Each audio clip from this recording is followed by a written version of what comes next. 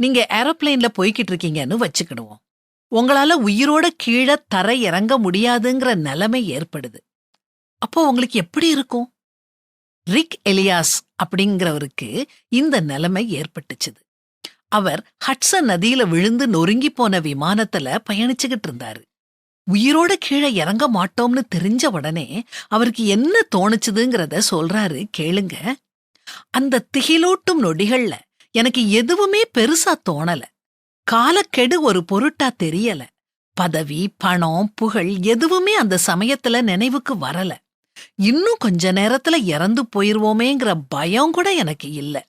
என் மனசுக்குள்ள எழும்பியது ஒரே ஒரு எண்ணம்தான். இதுவரைக்கும் நான் வாழ்ந்த வாழ்க்கைய உண்மையா சரியா வாழலையேங்கிற புரிதல் வந்து என் மனச பாடுபடுத்துச்சு. நாமும் கூட நம்முடைய வாழ்க்கை முடிவே இல்லாம நீண்டு போய்கிட்டே இருக்குங்கிற எண்ணத்தோட தான் வாழ்ந்துகிட்டு இருக்கிறோம்.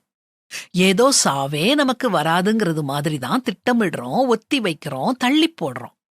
கற்பனையில பறக்கிறோம். என்னைக்கு இந்த எஞ்சின் நிக்கும்னு நம்ம யாருக்கும் தெரியாது.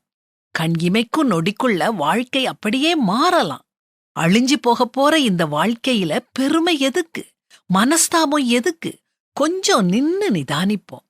வாழ்ற வாழ்க்கைய முழுமையா வாழுவோம். எதிர்காலத்துல அதை செய்யணும், இதை சாதிக்கணுங்கிற திட்டமிடுதல்லையே நிகழ்காலத்தை தொலைக்க வேண்டாம். கடவுள் நம்ம எல்லாரையும் ஒரு நோக்கத்தோட படைச்சிருக்காரு. அது பணத்தை சேர்க்கிறதோ, புகழ அடைறதோ, பதவிய நாடி ஓடுறதோ இல்ல. நாம யாருமே ஆக்சிடென்டா இந்த உலகத்துல பிறக்கல. ஒரு நோக்கம் இருக்குது. அந்த நோக்கத்தை அறிஞ்சு அத முழு மனசா நிறைவேற்றுவோம். இது நம்ம சுய முயற்சியால முடியாது.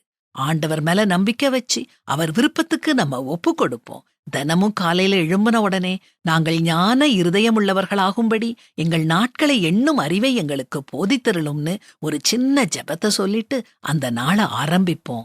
முழுமையா வாழுவோம்.